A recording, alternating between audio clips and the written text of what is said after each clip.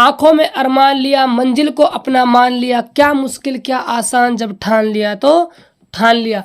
Hello दोस्तों, क्या हालचाल। आई होप कि आप सभी बच्चे बढ़िया होंगे। तो फाइनली बच्चों, आज से आपका रॉकेट उड़ान बैच फिजिक्स का स्टार्ट हो चुका है। आज से आपको फिजिक्स की रेगुलर क्लासें मिलेगी।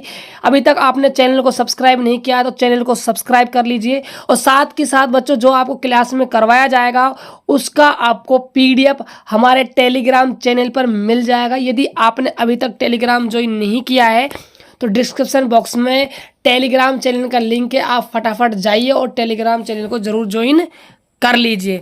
तो बच्चों देखिए, आज हम स्टार्ट कर रहे हैं 12th फिजिक्स, और जय सरस्वती माता की ना बोले ऐसा तो हो ही नहीं सकता। सब्जेक्ट है बच्चों आपका फिजिक्स क्लास 12th। तो स्टार्टिंग बच्चों हमने फर्स्ट चैप्टर से की, और आज हम आपको इसके ऑब्जेक्टिव क्वेश्चन करवाने वाले हैं। ये पार्ट 1 है ऑब्जेक्टिव क्वेश्चनों का, सेकंड पार्ट इसके बाद आएगा। तो देखिए बच्चों, चैप्टर का नाम है विद्युत क्षेत्र एवं आवेश। 100% गारंटी है एग्जाम में आने की। जी हाँ बच्चों, 100% एग्जाम में टकराएगा क्वेश्चन, आप टेंशन बिल्कुल मत लीजिए। देखो बच्चा, पहला क्वेश्चन है आपका, किसी धनावेशित वस्तु में होती है। कोई वस्तु धनावेशित है तो उसमें क्या होता है। बच्चों हम आपको कंसेप्ट के साथ सॉल्यूशन बताएंगे, जिससे कि आपको ये चीज़ भी क्लियर हो जाए कि यही ऑप्शन इस क्वेश्चन के अंदर क्यों आ रहा है। तो देखिए, किसी धनावेशित वस्तु में होती है इलेक्ट्रॉन की अधिकता, इलेक्ट्रॉन की कमी, प्रोटॉन की अधिकता, प्रोटॉन की कमी। मैं आप सभी बच्चों को बता दूं कि कोई वस्तु धनावेशित है बच्चों, तो धनावेशित वस्तु है तो इसका मतलब है कि उससे इलेक्ट्रॉन बाहर निकला है। और यदि कोई वस्तु ऋणावेशित है तो इसका मतलब उसमें आपने इलेक्ट्रॉन को दिया है। अब आपसे कह रहा है धनावेशित वस्तु, इसका मतलब आपने वस्तु से इलेक्ट्रॉन निकाला है। अब इलेक्ट्रॉन निकल गया बच्चों, तो इलेक्ट्रॉन में क्या हुई, कमी या वृद्धि। आप कहोगे सर जी इलेक्ट्रॉन में तो कमी हुई, तो बिल्कुल सही है, आपका बे ऑप्शन बिल्कुल करेक्ट हो जाएगा। आगे देखिए बच्चों, सेकंड क्वेश्चन क्या है आपका, 8 कूलाम ऋण आवेश में विद्यमान इलेक्ट्रॉनों की संख्या। जो 8 कूलाम का आवेश होता है बच्चों, उसमें कितने इलेक्ट्रॉन मौजूद होंगे आपको ये ज्ञात करना है, इलेक्ट्रॉनों की संख्या निकालने। तो बच्चों इलेक्ट्रॉनों की संख्या निकालने के लिए बाबू एक स्पेशल फॉर्मूला है, Q बराबर NE होता है बच्चों। तो आपको आवेश का मान दिया हुआ है 8 कूलाम, तो आप Q की जगह रखोगे 8, और N मतलब इलेक्ट्रॉनों की संख्या, और E का मतलब होता है बच्चों इलेक्ट्रॉन पर आवेश। तो बाबू इलेक्ट्रॉन पर आवेश होता है 1.6 10 की घात माइनस का 19 कूलाम होता है। अब आपको n का मान निकालना है, तो 1.6 10 की घात माइनस 19 कूलाम का किस में भाग दे दोगे आप, 8 में बच्चों आप भाग दे दोगे। तो देखते हैं भाग देने पर क्या आता है। तो n बराबर बच्चों फॉर्मूला बन जाएगा 8 बटे में 1.6 10 की घात माइनस का 19। अब देखना आप थोड़ा सा, आप इस पॉइंट को हटाते हो बच्चों तो ये 10 नीचे आएगा, पॉइंट हटाया तो 10 क्या आया, नीचे आया। ये ऊपर जाएगा तो माइनस का, फिर टॉप पे जाएगा तो किसका हो जाएगा, ये प्लस का, तो ऊपर हो जाएगा 80 बटे में 16 गुना 10 की घात माइनस का 19। ठीक है, अब आप 16 का भाग लगाओ 80 में, तो 16 पंजे क्या होते हैं बाबू, 80 होता है, और 10 की घात माइनस 19 ऊपर जाएगी तो प्लस की हो जाए। कहने का मतलब जो आंसर है वो 5 गुना 10 की पावर 19 आपका आ जाएगा। संख्या है तो कोई मात्रक नहीं होगा। तो ऑप्शन देख लीजिए, फर्स्ट ऑप्शन आपका बिल्कुल करेक्ट हो जाएगा, ए इसका आंसर होगा। आगे देखिए, वायु में रखे दो धनावेशों के मध्य परावैद्युतांक पदार्थ रख देने पर इनके बीच प्रतिकर्षण बल का मान क्या होगा। बढ़ जाएगा, घट जाएगा, नहीं रहेगा, शून्य हो जाएगा। देखो बच्चों, बात करें यदि बल की, तो माध्यम के बल और निर्वात के बल में एक संबंध पढ़ा होगा आप सभी ने, कि जो FM होता है, मीडियम फोर्स जो होता है, वो निर्वात बल बटे में के मतलब है बच्चों परावैद्युतांक। अब देखिए, आपने परावैद्युतांक रखा तो परावैद्युतांक का कुछ ना कुछ तो मान रहा होगा, और निर्वात के बल में भाग लगाया तो सीधी सी बात है, माध्यम का जो बल निकल कर आएगा वो निर्वात की तुलना में तो भाई कम होगा ना, इसका मतलब घट जाएगा। बे ऑप्शन करेक्ट आंसर हो जाएगा। आगे है, विद्युत क्षेत्र की तीव्रता का मात्रक है। तो बताइए तीव्रता का मात्रक क्या होता है बच्चों। तो देखो, आपने सभी ने तीव्रता का सूत्र पढ़ा होगा, E बराबर में F अपॉन में Q। फोर्स बटे में आवेश। तो फोर्स का तो होता है बच्चों न्यूटन और आवेश का होता है कूलाम, न्यूटन बटे कूलाम। तो आपका ऑप्शन बिल्कुल करेक्ट हो जाएगा। आगे चलते हैं। विद्युत क्षेत्र की तीव्रता का मात्रक है। लो बच्चों, सेम क्वेश्चन आया, देखो फोर्थ क्वेश्चन। फोर्थ भी यही था कि विद्युत क्षेत्र की तीव्रता का मात्रक है और यहाँ पर वैद्युत क्षेत्र की तीव्रता का मात्रक है। वैद्युत क्षेत्र कह दो चाहे विद्युत क्षेत्र कह दो, एक ही बात होती है। लेकिन बच्चों ऑप्शन घुमा दिए हैं, यहाँ पर ना न्यूटन बटे कूलाम वाला ऑप्शन है ही नहीं। यहाँ वोल्ट और मीटर में बात की गई है। तो वोल्ट विभव का मात्रक है बच्चों। इसका मतलब कहीं ना कहीं रिलेशन होता है, आप सभी ने पढ़ा हो, V बराबर E डॉट में D होता है। ये संबंध है विद्युत क्षेत्र और विद्युत विभव के बीच में। आपको विद्युत क्षेत्र चाहिए तो आप डी का क्या लगा दोगे, भाग लगा दोगे। वी मतलब विभव का तो हो जाएगा वोल्ट और डी आपकी दूरी, इसका हो जाएगा मीटर। तो वोल्ट बटा मीटर इसका आंसर हो जाएगा। A option the correct answer. गुणा वाला नहीं होगा बच्चों, बटे वाला होगा, है ना। लो भैया, एक और मात्रक आ गया आप सभी के सामने, ठीक है। ये है आपका छठा क्वेश्चन। निम्नलिखित में कौन सा वैद्युत क्षेत्र का मात्रक नहीं है? मात्रक कौन सा नहीं है ये आपको बताना है। न्यूटन बटे कूलाम बिल्कुल है बच्चों, अभी देखा हमने मात्रक होता है, ठीक है। और बात करते हैं वोल्ट बटा मीटर स्क्वायर। वोल्ट बटा मीटर स्क्वायर कैसे होने वाला है ये हम देखते हैं। वोल्ट बटा मीटर बच्चों, इसमें थोड़ा सा ना मिसप्रिंट है, आप इसको सही कर लेना। ये वोल्ट बटा मीटर स्क्वायर नहीं है, ये सिर्फ क्या है, मीटर है ना। थोड़ी सी मिसप्रिंट हो गई, ये मीटर है और वोल्ट बटा मीटर होता है, ये अभी हमने देखा।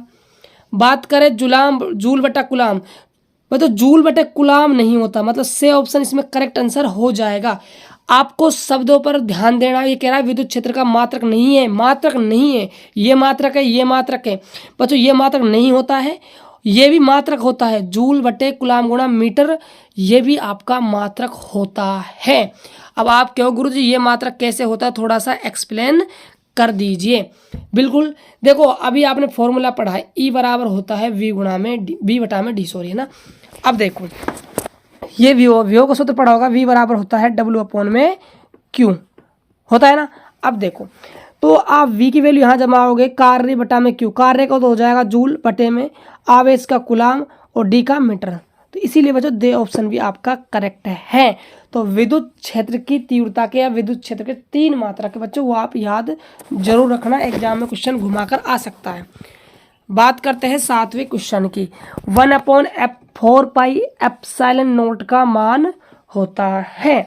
तो क्या मान, देखो थोड़ा सा ना इसने क्वेश्चन को घुमा दिया है बच्चों। के बराबर क्या होता है, 1/4 पाई एप्सिलॉन नॉट होता है। तो जो के का मात्रक है वही इसका मात्रक हो जाएगा। तो के का मात्रक क्या होता है, आप सभी ने कूलाम बल पढ़ा है, एफ बराबर में उसमें फॉर्मूला के Q1 Q2 बटे में आर स्क्वायर होता है। देखो न्यूटन इधर ये आर स्क्वायर जाएगा तो मीटर स्क्वायर, और कूलाम गुणा कूलाम कूलाम स्क्वायर, तो इसका मात्रक हो जाएगा न्यूटन गुणा में मीटर स्क्वायर बटे में कूलाम स्क्वायर, और इसकी वैल्यू होती है 9 गुणा 10 की पावर प्लस की 9। इसलिए बच्चों आपका बे ऑप्शन बिल्कुल करेक्ट हो जाएगा। बात करते हैं नेक्स्ट क्वेश्चन। मुक्त आकाश में पराविद्युतांक एप्सिलॉन नॉट का मान क्या होता है? बच्चों इसका जो मान होता है वो होता है 8.85 10 की घात -12 होता है। -12 होता है। तो आपका जो ऑप्शन है बच्चों, वो जो राइट होने वाला है वो आपका ए ऑप्शन बिल्कुल करेक्ट हो जाएगा। बच्चों देखो ऑप्शन तो बी भी है, लेकिन बी मात्रक की वजह से बच्चों गलत हो गया, ठीक है, क्योंकि एप्सिलॉन नॉट का जो मात्रक होता है वो कूलाम स्क्वायर बटे न्यूटन गुणा मीटर स्क्वायर होता है, ठीक है, इसी वजह से। नेक्स्ट क्वेश्चन देखते हैं हम, क्वेश्चन नंबर 9। एक कूलाम का ESU में होता है मान। तो बच्चों जो एक कूलाम होता है ना वो 3 गुणा 10 की घात 9 के बराबर होता है, इसीलिए आपका ए ऑप्शन बिल्कुल करेक्ट हो जाएगा।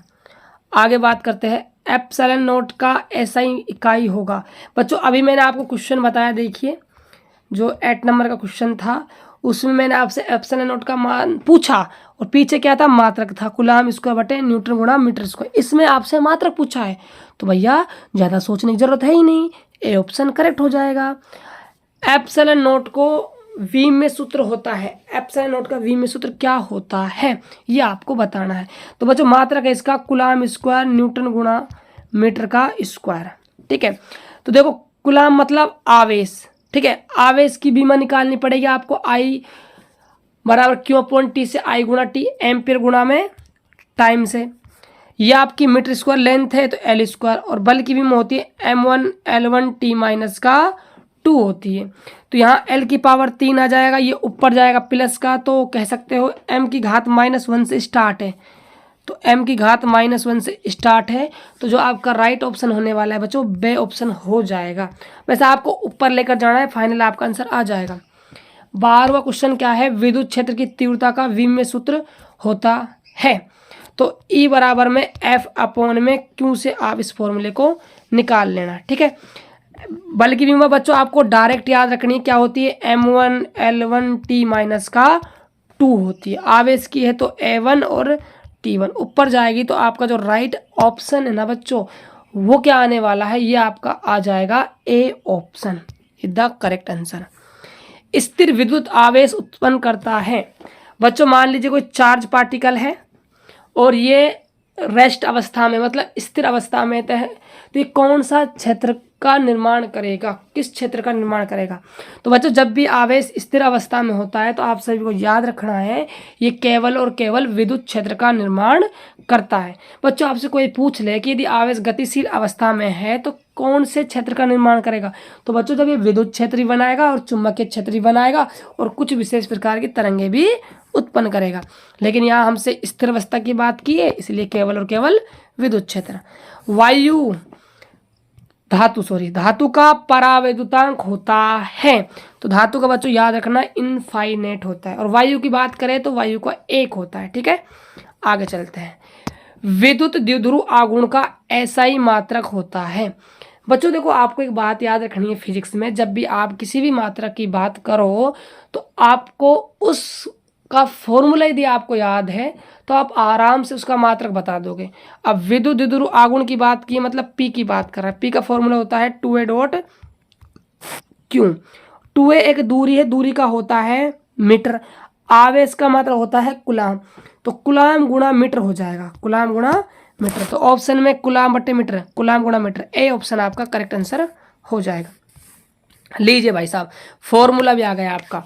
ई तीव्रता के विद्युत क्षेत्र में P वेक्टर द्विध्रुव आघूर्ण पर लगने वाला बल आघूर्ण। बच्चों आप सभी ने हेडिंग तो पढ़ी होगी, एक समान विद्युत क्षेत्र है, इसके अंदर एक विद्युत द्विध्रुव रखा हुआ है -Q + Q का, तो इस पर ना विद्युत क्षेत्र है वो कितना बल आघूर्ण लगाता है। तो बच्चों टॉर बराबर फॉर्मूला आया था PE sin थीटा, और बच्चों sin थीटा है बट यहाँ sin थीटा नहीं वेक्टर फॉर्म दे रखी है, तो sin थीटा क्रॉस होता है बच्चों, तो इसलिए जो टॉर बराबर फॉर्मूला बनेगा वो P वेक्टर क्रॉस में E वेक्टर के बराबर होगा। इसीलिए आप ऑप्शन देख लीजिए कौन सा करेक्ट है। डॉट वाला नहीं आएगा बच्चों, कोस होता तो डॉट वाला आता, ठीक है। ए ऑप्शन आपका करेक्ट हो जाएगा। आगे देखिए, यदि दो आवेशों के बीच की दूरी को 2 गुना कर दिया जाए तो उनके बीच लगने वाला बल हो जाता है। यदि दो आवेश उनके बीच को दूरी को आप दुगनी कर देते हो तो लगने वाला बल कितना हो जाएगा। बच्चों जो लगने वाला बल होता है ना वो दूरी के वर्ग के क्या होता है, व्युत्क्रमानुपाती होता है। दूरी 2 गुना करिए तो यहाँ 2r² करोगे आप तो ये 4r² हो जाएगा, मतलब 1/4 गुना आपका आंसर आ जाएगा। तो ऑप्शन आपका से बिल्कुल करेक्ट हो जाएगा। अगला क्वेश्चन है आपका 18वां, किसी विद्युत द्विध्रुव के अक्ष से r दूरी पर विद्युत क्षेत्र की तीव्रता होती है। तो बच्चों देखिए आप सभी ने फॉर्मूला पढ़ा होगा, अक्ष पर विद्युत द्विध्रुव की r दूरी अक्ष पर तीव्रता होती है 2kp/r का क्यूब। तो तीव्रता जो होती है वो r के क्या होती है, घात 3 के व्युत्क्रमानुपाती होती है। तो इसीलिए आपका जो ऑप्शन राइट है बच्चों वो दे ऑप्शन आपका बिल्कुल करेक्ट हो जाएगा। किसी बिंदुवत आवेश के कारण तीव्रता होती है। बच्चों देखो क्वेश्चन घुमा रहा है, बिंदु आवेश के कारण तीव्रता पूछ रहा है ना आपसे, तो बिंदु आवेश के कारण तीव्रता का सूत्र होता है वो E बराबर में KQ/r² होता है। इसका मतलब तीव्रता है वो दूरी के वर्ग के क्या है, व्युत्क्रमानुपाती होती है। तो दूरी के वर्ग के व्युत्क्रमानुपाती आपका सेकंड ऑप्शन बिल्कुल करेक्ट हो जाएगा। आगे देखिए, यदि आपने अभी तक बच्चों चैनल को सब्सक्राइब नहीं किया है तो आप चैनल को सब्सक्राइब कीजिए, अपने भाई को सपोर्ट कीजिए, जितना हो सके इस वीडियो को शेयर कीजिए, क्योंकि आपको कंटिन्यू फिजिक्स की क्लासें मिलने वाली है यूट्यूब के अंदर। और इसका जो PDF है बच्चों टेलीग्राम चैनल पर मिल जाएगा। यदि आपने अभी तक टेलीग्राम चैनल ज्वाइन नहीं किया है तो जाइए, डिस्क्रिप्शन बॉक्स में लिंक है टेलीग्राम चैनल की, और उसको आप फटाफट ज्वाइन कर लीजिए। आगे देखिए, क्वेश्चन नंबर हमारा 20 है। जब किसी वस्तु को आवेशित किया जाता है तो उसका द्रव्यमान हो जाता है, बढ़ता है, घटता है, घट या बढ़ सकता है, नियत रहता। बड़ा शानदार जबरदस्त क्वेश्चन है बच्चों, काफ़ी बार बोर्ड एग्जाम में पूछा गया है, झारखंड में और यूपी में। तो देखना ध्यान से। देखो बच्चों, आप एक चीज़ बताना मुझे, मैंने आपको एक स्टार्टिंग में क्वेश्चन करवाया था कि यदि कोई वस्तु धनावेशित है तो इसका मतलब क्या है, उसमें इलेक्ट्रॉन की कमी है। उसी कंसेप्ट पर ये आधारित है, समझना ध्यान से। मान लीजिए ये कोई वस्तु है, आप इसके अंदर से इलेक्ट्रॉन बाहर निकाल भी सकते हो, 1 इलेक्ट्रॉन की बात कर रहा हूँ, और आप इसको इलेक्ट्रॉन दे भी सकते हो। मान चलिए 1 इलेक्ट्रॉन दे रहा हूँ, आपने 1 इलेक्ट्रॉन निकाला वस्तु से, तो वस्तु कैसी हो गई, पॉजिटिव। आपने 1 इलेक्ट्रॉन दिया, इसका मतलब वस्तु कैसी हो गई, नेगेटिव। इससे आप क्या समझे बाबू, मतलब इलेक्ट्रॉन निकलेगा वस्तु से तो वस्तु धनावेशित हो जाएगी, वस्तु को इलेक्ट्रॉन देंगे तो वस्तु ऋणावेशित हो जाएगी। ये बात हमें समझ में आ गई गुरुजी, बिल्कुल। अब देखिए, जब आपने 1 इलेक्ट्रॉन वस्तु से निकाल लिया, इसका मतलब आपने उसमें 1 इलेक्ट्रॉन के द्रव्यमान के बराबर कमी कर दी, और आपने यदि 1 इलेक्ट्रॉन दे दिया वस्तु को, तो इसका मतलब आपने 1 इलेक्ट्रॉन के द्रव्यमान के बराबर उसमें वृद्धि कर दी। और 1 इलेक्ट्रॉन द्रव्यमान होता है 9.1 10⁻31 kg। अब बताओ बच्चों, आवेशित प्लस की हुई वस्तु जब भी आवेशित हुई, माइनस की हुई तब भी वस्तु आवेशित हुई। इसका मतलब आवेशन की जो प्रक्रिया होती है उसमें द्रव्यमान घट भी सकता है और बढ़ भी सकता है। ये डिपेंड करेगा, आपने इलेक्ट्रॉन निकाला है तो प्लस यानी कि कमी हुई द्रव्यमान में, यदि आपने उसको इलेक्ट्रॉन दिया तो वस्तु नेगेटिव हुई, मतलब वस्तु के द्रव्यमान में वृद्धि हुई। द्रव्यमान तो बच्चों बदलेगा, बट उसने सिर्फ उसका द्रव्यमान पूछा है आवेशन में, ये नहीं पूछा ऋणावेशित या धनावेशित। हम कहेंगे घट भी सकता है और भैया बढ़ भी सकता है। से ऑप्शन आपका बिल्कुल करेक्ट हो जाएगा। आगे देखिए, आपका क्वेश्चन नंबर है बच्चों 21 क्वेश्चन में क्या है, वो कह रहा है कोई अनंत रेखीय आवेश 2 सेंटीमीटर दूरी पर 9 × 10⁴ न्यूटन बटे कूलम विद्युत क्षेत्र उत्पन्न करता है। रेखीय आवेश घनत्व ज्ञात कीजिए। बाबू आपको रेखीय आवेश घनत्व बताना है, तो ये आपकी एक डेरिवेशन का पार्ट है बच्चों। एक आपने अनंत रेखीय लंबाई का तार लिया होगा, उससे आपने r दूरी तक बिंदु लिया होगा, और इस पर आपने विद्युत क्षेत्र का मान निकाला होगा। सूत्र आया होगा आप सभी के पास, E बराबर में 2k लैम्बडा बटे में r। ठीक है, अब आपको लैम्बडा निकालना है तो r को E से गुणा कीजिए और 2k का भाग लगाइए, तो फॉर्मूला बन जाएगा E गुणा में r बटे में 2k। ये आपका फॉर्मूला बन जाएगा। अब E का मान आपको 9 × 10⁴ दिया हुआ है, और दूरी है ना बच्चों, इसको आपको मीटर में बदलना पड़ेगा, 2/100 करना पड़ेगा, और तीव्रता का मान यहाँ रखना पड़ेगा, k का मान 9 × 10⁹ जमाना पड़ेगा। तो आप इसको कैलकुलेट करते हो ना, तो आपके पास जो फाइनल आंसर निकल कर आएगा वो आपका आ जाएगा 10 माइक्रो कूलम बटे मीटर। आपका आंसर आ जाएगा, क्योंकि रेखीय आवेश घनत्व का मात्रा क्या होता है, कूलम बटे मीटर। बच्चों आप कैलकुलेशन करना, यदि आपको कोई भी कैलकुलेशन में दिक्कत आती है न्यूमेरिकल टाइप ऑब्जेक्टिव में, तो मैं अलग से एक वीडियो और बना दूंगा आपके लिए स्पेशल न्यूमेरिकल की। ठीक है, टेंशन लेने की कोई बात है नहीं। ठीक है, जब ठान लिया है बच्चों तो आपके एग्जाम को नस्ते नाबूद करना है, तो मैं नस्ते नाबूद करके आपके एग्जाम को दिखाऊंगा। आप सभी पूरी शिद्दत से आप मेहनत कीजिए मेरे साथ। ठीक है, 22वां क्वेश्चन क्या है, निम्नलिखित में कौन सदिश राशि है। सदिश राशि बतानी भैया, आवेश तो भैया अदिश राशि है, धारिता धारण करने की क्षमता अदिश राशि है, विद्युत क्षेत्र की तीव्रता आपकी सदिश राशि है। अगला क्वेश्चन है, विद्युत क्षेत्र में एक आवेशित कण पर लगने वाला बल का मान क्या है। विद्युत क्षेत्र में कोई आवेश है तो उस पर कितना बल लगेगा। अरे सर जी F बराबर क्यों ही लगेगा, ये भी कोई बात पूछने की जो आप पूछ रहे हो हमसे। इसका मतलब क्या बाबू, आपका पहला ऑप्शन बिल्कुल करेक्ट हो जाएगा। आगे बात करते हैं नेक्स्ट क्वेश्चन की। विद्युत फ्लक्स का ऐसा ही मात्रक है ओम बटा मीटर, एम्पियर गुणा मीटर, वोल्ट बटा मीटर, वोल्ट गुणा, अरे गुणा है भैया, वोल्ट गुणा मीटर। तो बताना है आपको राइट ऑप्शन कौन सा हो जाएगा। देखो बच्चों, जो फ्लेक्स का सूत्र होता है वो फाई बराबर होता है E D S cos theta. होने को तो क्यू अपॉन एप्सिलॉन नॉट भी होता है बच्चों, वहाँ से मात्रक निकालना थोड़ा सा पॉसिबल नहीं है, हार्ड होता है, निकल तो जाता है, बट क्योंकि यहाँ वोल्ट में बात की है इसलिए मैं वोल्ट वाला लगा देता हूँ डायरेक्ट। तीव्रता के आपने 3 मात्रक पढ़े, उनमें से मैं वोल्टेज वाला मात्रक लगा रहा हूँ, वोल्ट बटा मीटर। क्षेत्रफल का होता है मीटर स्क्वायर, कॉस थीटा मात्रकहीन राशि है, 1 मीटर से 1 मीटर कट गया तो वोल्ट गुणा मीटर आपका आंसर आ जाएगा। तो दे ऑप्शन आपका बिल्कुल करेक्ट आंसर हो जाएगा। क्रॉस कर लेना बच्चों, चाहे तो आप दे में क्रॉस कर लो बीच में, चाहे आप सेम है, वो आपकी इच्छा है ना। आगे देखिए, संबंध Q बराबर एन में निम्नलिखित में से कौन n का मान संभव नहीं है। n है बच्चों इलेक्ट्रॉन की संख्या, और आप सभी को पता है इलेक्ट्रॉन जो संख्या होगी कभी भी पॉइंटों में और नेगेटिव नहीं आ सकती, वो हमेशा पॉजिटिव आएगी और एक पूर्ण संख्या में आपको मिलने वाली। तो कौन n का मान संभव नहीं है, संभव जो नहीं है वो बताना है। 100 बिल्कुल आ सकता है, 8 बिल्कुल मिल सकता है, 4 मिल सकता है, 3.2 नहीं हो सकता n का मान संभव, इसलिए आपका बे ऑप्शन बिल्कुल करेक्ट हो जाएगा। पानी का परावर्तनांक स्थिरांक बच्चों 80 या 81 होता है। ऑप्शन में देख लीजिए आपको क्या दिया हुआ है, तो ऑप्शन में 80 है, तो आपका ए ऑप्शन बिल्कुल करेक्ट हो जाएगा। आगे देखिए, एक आवेशित चालक सतह के किसी बिंदु पर विद्युतीय क्षेत्र की तीव्रता। तो बच्चों कोई चालक है, उसकी सतह पर जो विद्युत क्षेत्र रेखाएं होती है वो हमेशा कैसी होती है, परपेंडिकुलर 90 डिग्री पर होती है सतह के लंबवत। तो ये ऑप्शन आपका बिल्कुल करेक्ट हो जाएगा। 28 क्वेश्चन है, किसी गोलीय पृष्ठ के अंदर, मान लीजिए कोई गोलीय पृष्ठ है, इसके अंदर प्लस क्यू आवेश रख दिया जाए, संपूर्ण पृष्ठ से निकलने वाला विद्युत फ्लक्स होगा। तो भाई फाई बराबर होता है क्यू अपॉन में एप्सिलॉन नॉट। तो आपका बे ऑप्शन बच्चों बिल्कुल राइट आंसर हो जाएगा।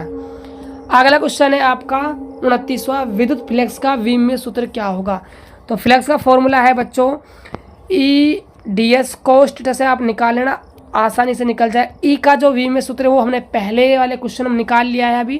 क्षेत्रफल का हो जाएगा आपका एल स्क्वायर, तो उसके अकॉर्डिंग आप सेट कर लेना। जो इसका ऑप्शन राइट होने वाला है वो आपका ऑप्शन हो जाएगा ए, m1 L3 T-3 a की घात -1। अगला क्वेश्चन है बच्चों आपका 30वां क्वेश्चन है, किसी विद्युत रोधी माध्यम का परावर्तनांक एप्सिलॉन हो सकता है। विद्युत रोधी तो ये ज़्यादा होना चाहिए बच्चों, तो ऑप्शन में जो ज़्यादा मान होगा वो इसका आंसर हो जाएगा। -1, 0, 0.5, इन सब में से ज़्यादा कौन है, 5। तो आपका दे ऑप्शन बिल्कुल करेक्ट आंसर हो जाएगा। तो बच्चों ये तो हमारा था पार्ट 1 चैप्टर नंबर 1 के MCQ क्वेश्चन का। सेकंड पार्ट बच्चों आपको रेगुलर अब क्लासें मिलती रहेगी फिजिक्स की, डोंट वरी। यदि बच्चों आप 12th क्लास में हो और आपके पास PC भी है और आपको किसी भी सब्जेक्ट के नोट्स चाहिए, फिजिक्स के, केमिस्ट्री के, बायोलॉजी के, तो आप हमसे संपर्क कर सकते हो, ठीक है, और आप नोट्स परचेज कर सकते हो। और इस वीडियो का जो PDF है बच्चों वो आपको टेलीग्राम में मिल ही जाएगा। फटाफट जाइए आप टेलीग्राम चैनल पर और टेलीग्राम चैनल को ज्वाइन कर लीजिए, लिंक आपको डिस्क्रिप्शन बॉक्स में मिल जाएगी। तो आप सभी बच्चे जितना हो सके हमें प्यार देना, सपोर्ट करना और वीडियो को जितना हो सके शेयर जरूर करना। तो मिलते हैं नेक्स्ट वीडियो में, तब तक के लिए जय हिंद जय भारत।